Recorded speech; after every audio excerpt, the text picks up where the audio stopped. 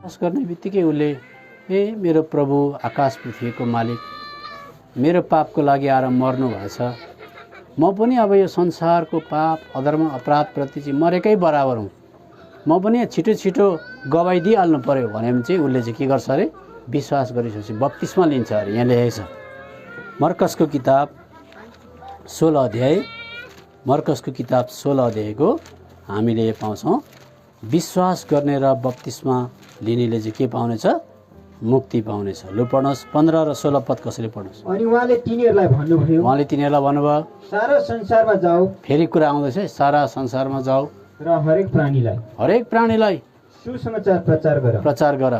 जसले विश्वास गर्छ र बप्तिस्मा लिन्छ, जसले विश्वास गर्छ अनि विश्वास गरिसकेपछि लु संसारको अनेक प्रकारको पाप, अनेक प्रकारको दासत्व, रीति थिति संस्कार, रीतिले चाहिँ मान्छेलाई रित्याउँछ अरे क्या, थितिले चाहिँ थिच्छ अरे क्या मान्छेलाई, रीति र थितिले मान्छेले पुरा टुङ्गिएको हुन्छ।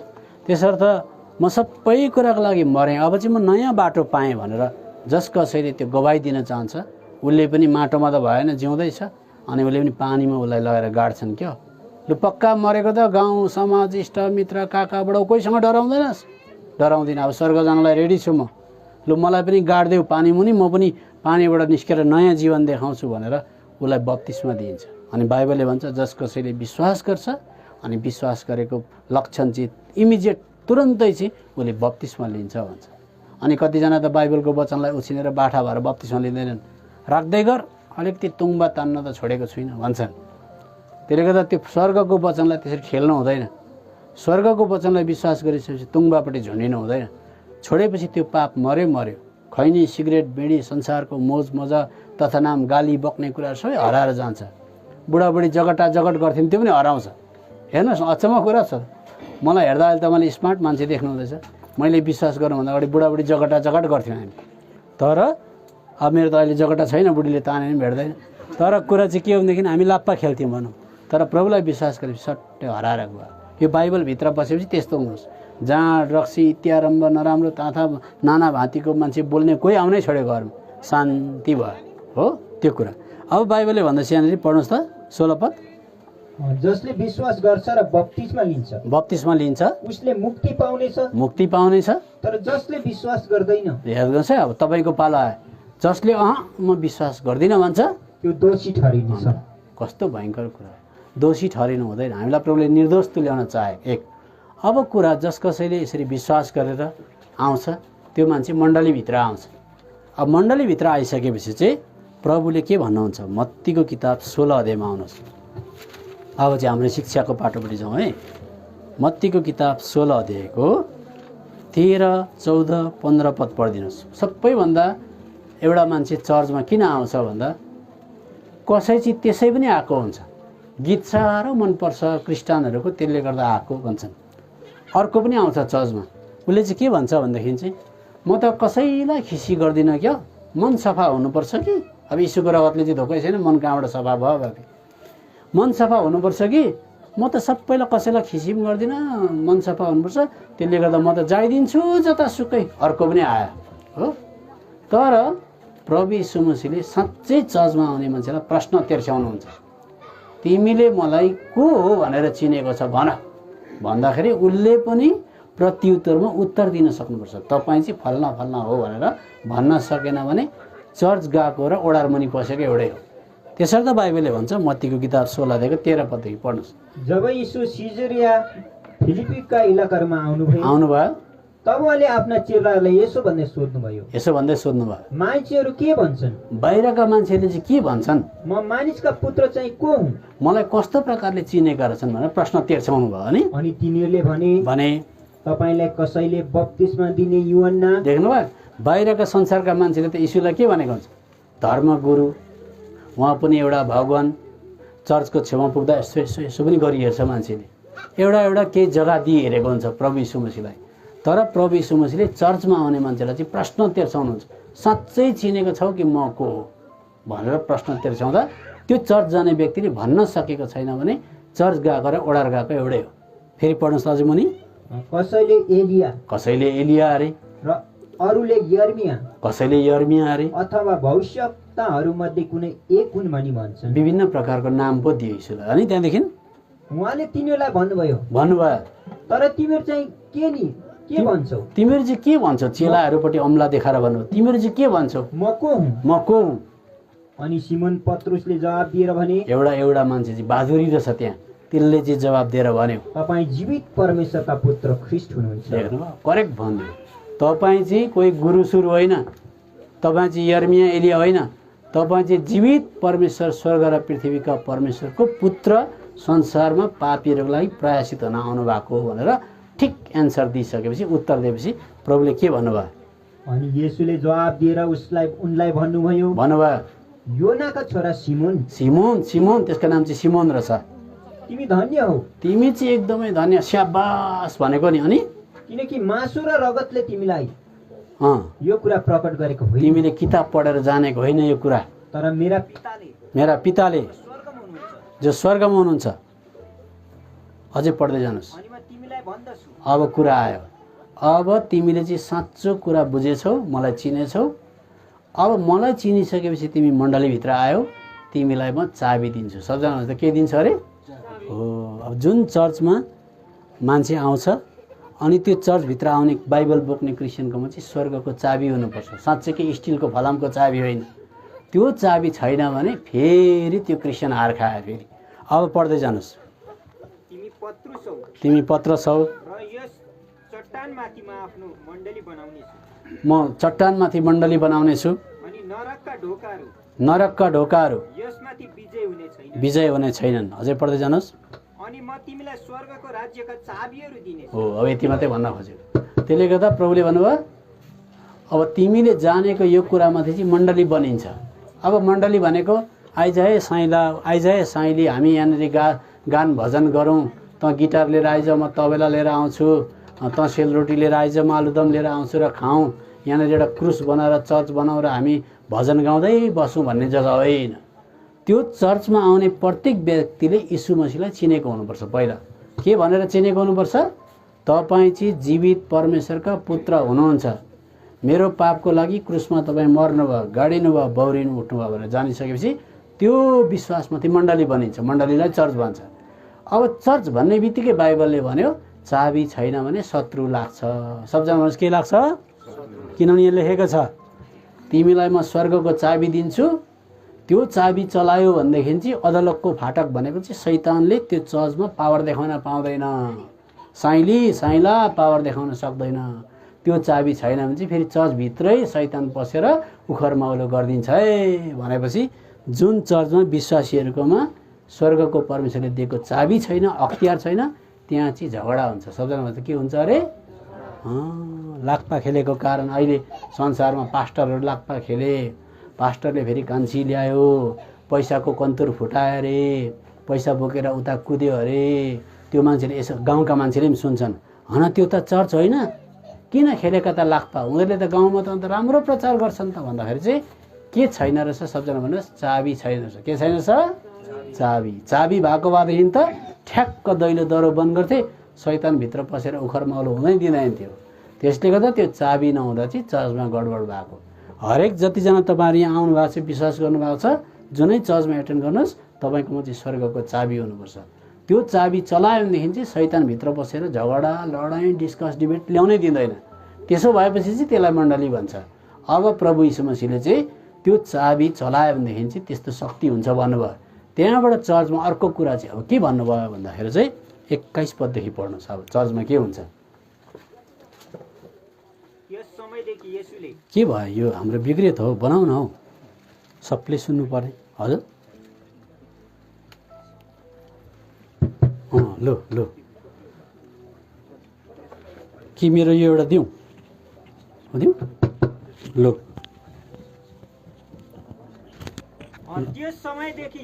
लो भाइ, यहाँ छ, यताबाट दिउँ। लो यताबाट लानुहोस् त भाइ, लु त समाउनु। लो अलिक मुनि राखेर पढ्नुहोस्। त्यस समयदेखि येशूले उहाँलाई यरुशलेम जानु बुढा बुढा प्रधानहरू, मुख्य पुजारीहरू र शास्त्रीहरूबाट अनेकौं दुःख भोग्नु, मारिनु र तेस्रो दिनमा बिउताउनु आवश्यक छ भनी आफ्ना चेलाहरूलाई देखाउन थाल्नु। यसो अब सुन्नुहोस्, पहिला मण्डलीमा एउटा मान्छेले विश्वास गरेर आइसकेपछि समस्या परिस्थिति चाहिँ कहाँबाट आउँछ भन्दा बाहिर गाउँको मान्छेले, नजानेको मान्छेले विरोध गर्दैन। अलिअलि बाइबल जानेको, अलिअलि बाइबल कुरेकै बुझेकै मान्छेले चाहिँ विरोध ल्याउन थाल्छ। अनि विरोध ल्याएर चाहिँ अब भन्नु, दाजु ज्ञान छिरिङलाई तपाईँलाई कसले अधिकार दियो? अस्तिको पालि पनि तपाईँले यो गर्नुभयो, हामीलाई चाहिँ मौका छैन भनेर एउटा मान्छे बोल्न थालेपछि उनकी श्रीमती पनि पारा ल्याए भनेर यसो गर्न सक्छिन्। श्रीमान श्रीमती भेला भएर दाजुको विरोधमा उठ्न सक्छन्, उहाँको विरोधमा उठ्न सक्छन्। त्यति बेला त्यो चर्चमा प्रभु यीशु मसीहलाई राम्रो चिनेको मान्छे छ भनेदेखि चाहिँ त्यसले चाहिँ प्रतिवाद जनाउँदैन अरे, त्यसले चाहिँ चुपचाप सन्छ, माया गरेर भन्छ, भाइ कुरा यस्तो हो, बहिनी यस्तो हो। तर त्यसले पनि आइज त खेलौँ, तेरो मात्रै बुढी बोलियो छ, मेरो पनि बुढीले हँसिया बोकेको छ भन्यो भनेदेखि चाहिँ झगडा सुरु भयो। त्यसो हुँदाखेरि चाहिँ प्रभु यीशु मसीहले भन्नुभयो, म त यरुशलेम जाने, बाइबल पढेकै मान्छेले मलाई अब दुःख दिन्छन्, मार्न पनि बेर लाउँदैनन्, मार्छन्, तर म चाहिँ मर्छु, 3 दिन बादमा बौरी उठ्छु, आइज मलाई पछ्या, यही हो चर्च भनेर प्रभुले पत्रसलाई भन्दा पत्रस चाहिँ बुरुक्कै उफ्रियो। त्यसरी कहाँ हुन्छ? थाप्लामा टेक्छन् मान्छेले, राइटमा फाइट त गर्नै पर्छ, हुँदैन। तपाईँलाई चलाउनु त, तपाईँलाई छोयो भने हामी पनि हात छोड्छौँ भनेर त पत्रस बुरुक्कै उफ्रियो। त्यसले गर्दा धेरै मण्डलीमा आत्मिक कुरा नबुझेर हात उठाउन खोज्दा, मुख चलाइहाल्दा, रिप्लाई दिइहाल्दा चाहिँ समस्या खडा भएको हुन्छ। यसर्थ चर्चमा जसले विश्वास गरेको हुन्छ, अगुवा हुन्छ, ऊ चाहिँ धीरजी सम्झाउन सक्ने, बताउन सक्ने, रुपियाँ पैसाको लोभ नगर्ने। बाइबलले भन्छ, सुन्नुहोस् है, एउटै मात्रै पत्नी भएको, छोराछोरीलाई गम्भीरताको राख्न सक्ने, बाहिर पनि गवाई राम्रो भएको दह्रो मान्छे चाहिन्छ। अनि उसले चाहिँ दुःख परिस्थिति भोगेको खप्न सक्ने, सम्झाउन सक्ने छैन भने आइज खेल्न भन्यो भने त्यो चर्चको माथि क्रुस बनाएको हुन्छ कि हुँदैन? सबजना भन्नुहोस्। माथि छ क्रुस, भित्र खेले लाक्पा खेले, त्यहाँबाट चाहिँ अन्त टाङ र टुङटुङ फुटाइसकेपछि बाइबल एकापट्टि भयो, सुसमाचार एकापट्टि भयो, भित्रको सत्य र बाहिरको सत्य मिलेन। अनि प्रभुले त्यस्तो खालको कहाँ हुन्छ र?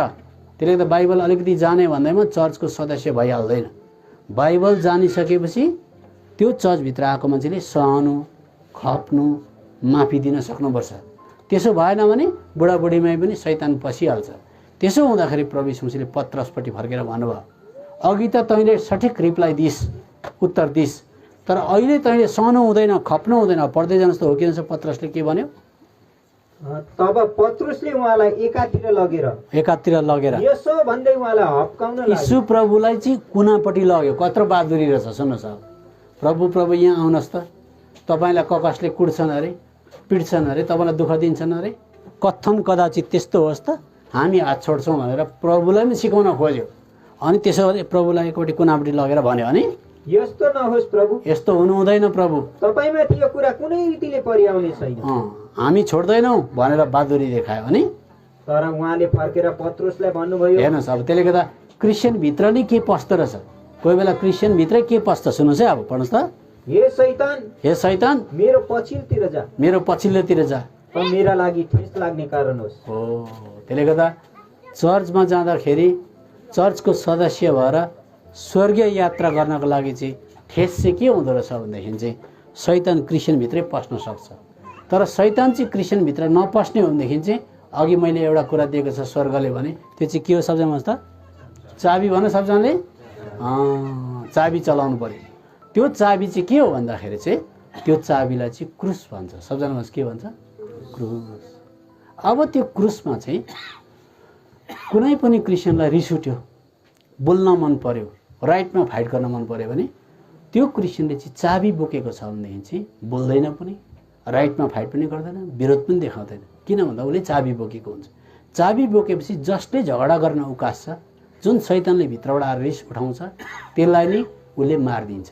कसरी मारिदिन्छ भन्दा अब प्रभुले भन्न थाल्नुभयो, 16 अध्यायको 21 पढ्नुभयो, 22 पढ्नुभयो। अब मुनतिर तलतिर प्यासेजदेखि पढ्नुहोस् है, म भन्दैछु। अब हेर्नुहोस् ल, कतिदेखि पढ्नुहोस्। 16 अध्यायको 24 देखि पढ्नुहोस्। तब येशूले आफ्ना चेलाहरूलाई भन्नुभयो, अब हेर्नुहोस्, क्रिस्चियन हुन्छौ र खास मलाई पछ्याउँछौ भनेदेखि चाहिँ सुन भन्न थाल्नुभयो। अनि कोही मेरो पछि आउन चाहन्छ भने देख्नुभयो, मेरो पछाडि लाग्न इच्छा गर्छ भने उसले आफैलाई इन्कार गरोस्। आफैलाई भनेको रिस झनक्क उठ्यो भने मलाई शैतानले रिस उठाउँदैछ, चुप लाग, रिसाउनुहुन्छ पाप हो भनेर चाहिँ आफैलाई इन्कार गर्न सकेन भने ऊ पनि बोल्छे, बुढी पनि बोल्छिन्, छोरी पनि बोल्छिन्, भतिजो पनि बोल्छ, ससुरो पनि आएर हाम्रा ज्वाइँलाई के गरे अरे यहाँ भन्न बेर लाउँदैन। त्यसर्थ एउटा मान्छेले चाहिँ बत्तिसमा लिइसकेको मान्छेले चाहिँ आफूलाई चुप झगडा गर्नु हुँदैन, खपेर बस, सहेर बस, माफी दे भन्नको लागि चाहिँ चाबी बोक्नु पर्दछ।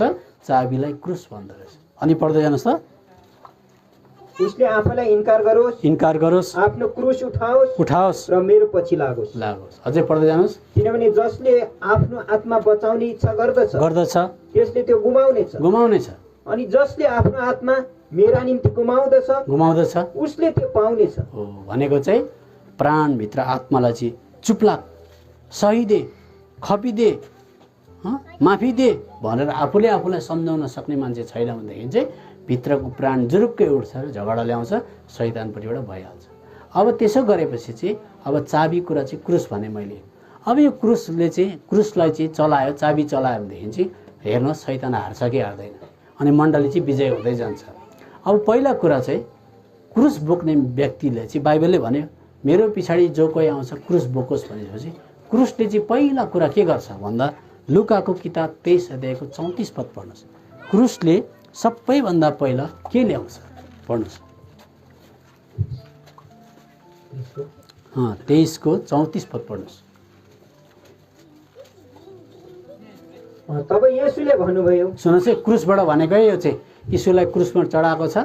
अनि सारा संसारको मान्छेपट्टि फर्केर यीशुले के भन्नुहुँदैछ, हे पिता तिनीहरूलाई क्षमा गर्नुहोस्। क्रुसबाट भनेको है, हे पिता अब भाला घोत्दैछ, अनुहारमा थोक्दैछ, काँडाको मुकुट लगाइदिएको छ, लुगा च्यातिदिएको छ, बेइज्जत गरेको छ, तर यीशु प्रभुले क्रुसबाट भन्नुहुँदैछ हे पिता सबैलाई क्षमा गरिदिनुहोस्। अनि किनकि तिनीहरूले के गरिरहेका छन् सो जान्दैनन्।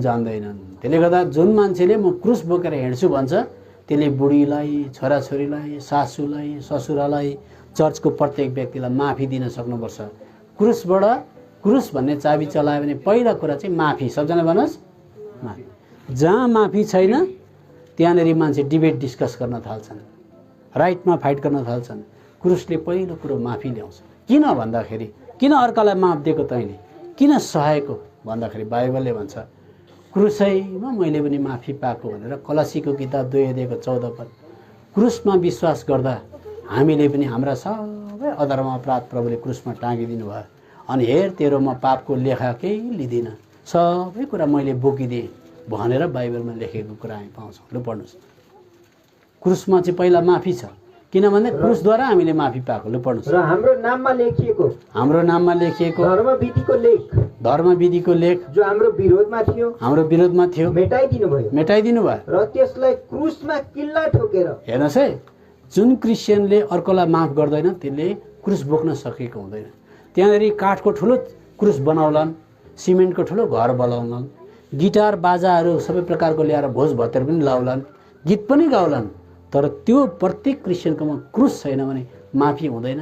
माफी नभएपछि त्यहाँ अनबन हुन्छ, झगडा हुन्छ, अमेल हुन्छ, लडाइँ हुन्छ।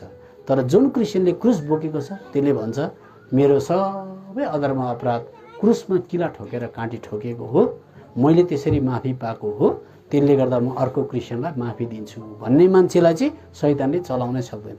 ऊ यसलाई मैले बुरुक्क उफारी हेर्छु, यसले उसलाई माफ दिइहाल्छ, उसलाई उकासी हेर्छु, उसले त माफ दिइहाल्छ, म कसरी भित्र पसौँ हो भन्छ। चाबी चलाएकै गर्छन्। चाबीको नाम चाहिँ क्रुस हो। त्यहाँ अझै पढ्दै जानुहोस्। क्रुसमा किल्ला ठोकेर उहाँले त्यसलाई बीचबाट हटाइदिनु भयो। अनि प्रधानहरू र अधिकारहरूलाई हतियार रहित पारेर। देख्नु त्यो शत्रु आउँदा त्यसको हतियारै खोसिदिन्छ क्रुसले चाहिँ। त्यति तिनीहरूलाई खुल्ला तमासा बनाइदिनु भयो। यसैले म उनीहरूमाथि विजय गर्नुभयो। हो। अब अर्को पढौँ। हो, अर्को चाहिँ हामी कलसीकै किताब 1 अध्याय त्यसको 20 पद पढ्नुहोस्। साथै उहाँको क्रुसको रगतद्वारा मेलमिलाप गरेर उहाँद्वारा नै सबै कुराहरू चाहे पृथ्वीमा भएका कुराहरू चाहे स्वर्गमा भएका कुराहरू उहाँद्वारा नै आफूसँग मिलाप गराएकोमा प्रसन्न हुनुभयो। अर्को फेरि इनकेस तलमाथि मान्छे हो नि त। अब संसारमा कुन चाहिँ स्कुल छ यस्तो स्कुल जहाँनिर स्टुडेन्टले गल्ती नगर्ने? त क्रिस्चियन भइसकेपछि माफी दिनुपर्छ भने जान्दा जान्दै पनि गल्ती भयो, बोल्नु हुँदैन भन्दा पनि गल्ती भयो भने कसरी मिलाप हुने? मैले केही कुरो अनर्थ कुरो दाजुलाई भने भनेदेखि गल्ती भयो, कसरी मिलाप गर्ने भन्दा फेरि बाइबलले हुन्छ क्रुसद्वारा मात्रै मिलाप हुन्छ। म क्रुसकै फेदीमा आउनु पर्यो, दाजु पनि क्रुसकै फेदीमा आउनु पर्यो। अनि कलसीको किताब 3:13 अनुसार बाइबलले भन्छ कसैको विरुद्धमा केही छ भने सही देऊ, प्रभुले त तिमीलाई सहनु भयो, प्रभुले त खपिदिनु भयो, सही देऊ भन्दाखेरि मैले फेरि क्रुसमै आउनु पर्यो। क्रुस चाहिँ चाबी हो। अब क्रुसलाई चाहिँ यताउता पन्साएर गफ गर्न थाल्यो भने भित्र शैतान पसिहाल्छ।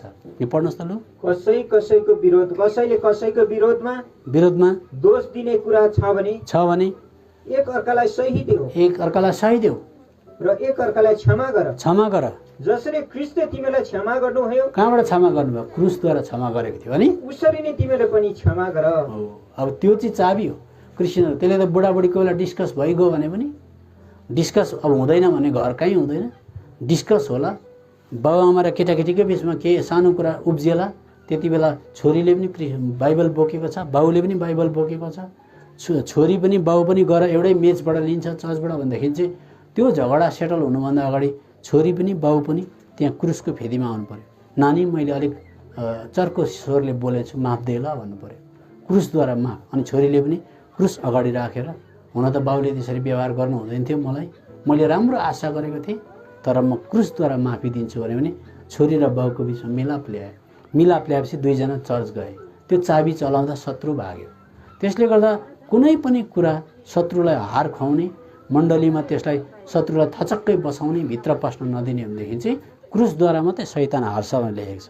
अब दाजुभाइहरूलाई मौका दिन्छु, क्रुसद्वारा शैतान हार्छ भनेर कहाँ लेखेको छ?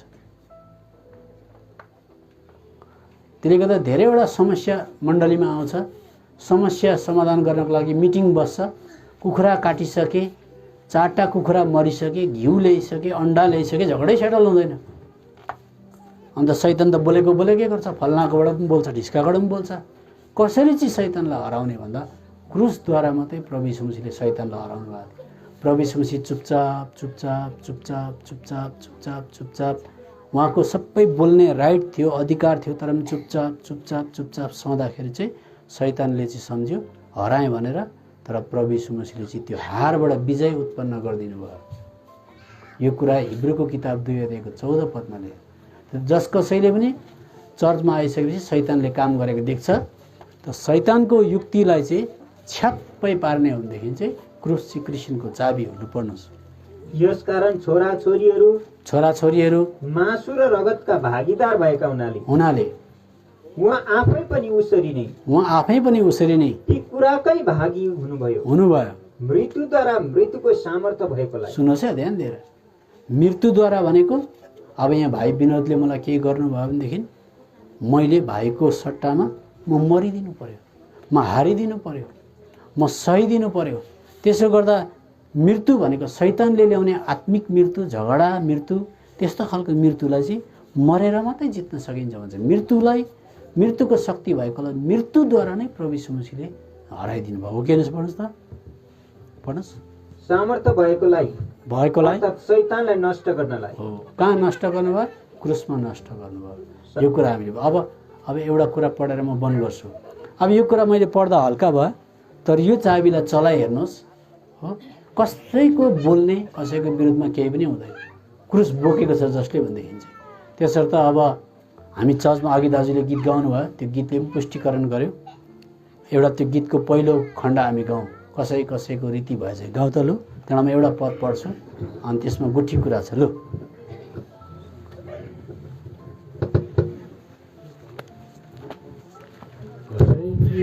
कसैको रीति भए झै एक ठाउँमा भेला हुन हामी नछोडौँ। कसैको रीति भए झै एक ठाउँमा भेला हुन हामी नछोडौँ। एक अर्कालाई उत्साह दिँदै रहौँ। जति त्यो दिन नजिक आएको देख्छौँ। एक अर्कालाई उत्साह दिँदै रहौँ। जति त्यो दिन नजिक आएको देख्छौँ। कसैको। अब हामी एउटा पद पल्टाउँछौँ किनभने हामी घर घर पनि जानुपर्छ। त्यो चाहिँ प्रस्थानको किताब 3 अध्यायको 1 र 2 पद पढ्नुहोस्। अब चर्च भनेको के हो यहाँ लेखेको छ हो। अब यहाँ हामी बुझ्न सक्छौँ। प्रस्थानको किताब 3 अध्यायको 1 र 2 पद पढ्नुहोस्। अब मोसा आफ्ना ससुरा मिडियानका पुजारी यत्रोका भेडा बाख्रा चराउँथे। अनि उनले त्यस बगललाई मरुभूमिको पछिल्लोतिर लगे र उनी परमेश्वरको पर्वत अर्थात् होरेबमा आइपुगे। अनि परमका दूत आगोको ज्वालामा भइकिन एउटा काँडे पोथ्राको बीचबाट उनीका देखा पर्नुभयो। अनि उनले हेरे अनि हेर पोथ्रा आगोले जलिरहेको थियो, तर त्यो पोथ्रा भस्म भएन।